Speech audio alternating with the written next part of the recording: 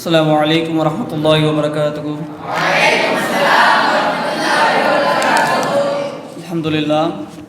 நல்ல ஒரு முறையில் 11வது மன்றம் நிறைவுக்கு வந்தது. பொதுவாகவே மதரசாக்களில் மாணவர்களை பயான் செய்ய வைப்பதற்கான காரணம் அப்படின்னு பார்த்தோம்னு சொன்னால் ஒரு சில விஷயங்கள் தான்.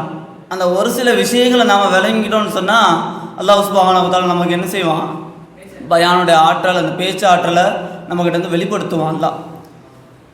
அந்த ஒரு சில விஷயங்களில் அதெல்லாம் என் கல்வியில் போட்ட ஒரு சில விஷயங்களை மட்டும் நான் இங்கே பதிவு செய்ய ஆசைப்படுறேன்.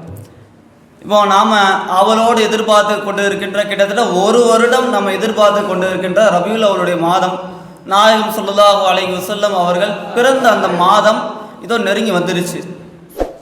ஆகஸ்டோடைய கடைசியில் ரபியுலோடைய மாதம் ஆரம்பிக்குது. இன்ஷா அல்லாஹ் செப்டம்பர் 4 இல்லைன்னா 5 ரபியுல் அவல் 12 இன்ஷா அல்லாஹ்.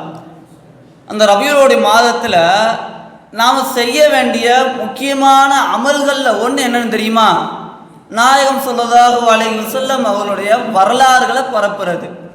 நாயகம் ஸல்லல்லாஹு அலைஹி வஸல்லம் அவருடைய வரலாறுகளை மக்கள்கிட்ட எத்தி வைப்பது.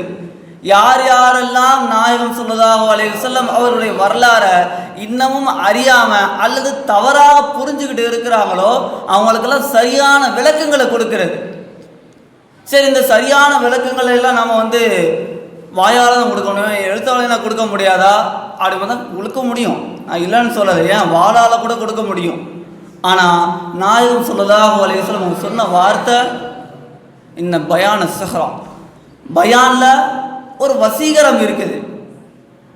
ஒருத்தன் பயான் பேசுகிறான்னு சொன்னால் அதில் ஒரு வசீகரம் இருக்குது, அதில் ஒரு ஈர்ப்புத்தன்மை இருக்குது. அவள் பேச்சின் மூலியமாக நம்ம ரொம்ப இலகுவாக என்ன செய்யலாம், நாயகம் ஸல்லல்லாஹு அலைஹி வஸல்லம் அவங்களுடைய வரலாறை நம்ம ரொம்ப இலகாக கொண்டு போயிடலாம் உலகம் முழுக்க. இப்போ அதை செய்கிறதுக்காகத்தான் நாம் தேர்ந்தெடுக்கப்பட்டிருக்கிறோம் அல்லாஹ் சுப்ஹானஹு வ தஆலா மூலியமாக. அல்லாஹ் சுப்ஹானஹு வ தஆலா நம்மளை எதுக்காக தேர்ந்தெடுத்திருக்கிறான்? ஒரு தந்தையினுடைய சிறப்பை அவனுடைய மகன் என்ன செய்வான், உலகுக்கு பறைசாற்றுவான். ஒரு அரசனுடைய வலிமையை அவனுடைய தளபதி, சேனாதிபதி அல்லது அவனுடைய படை வீரர்கள் உலகுக்கு பறைசாற்றுவாங்க.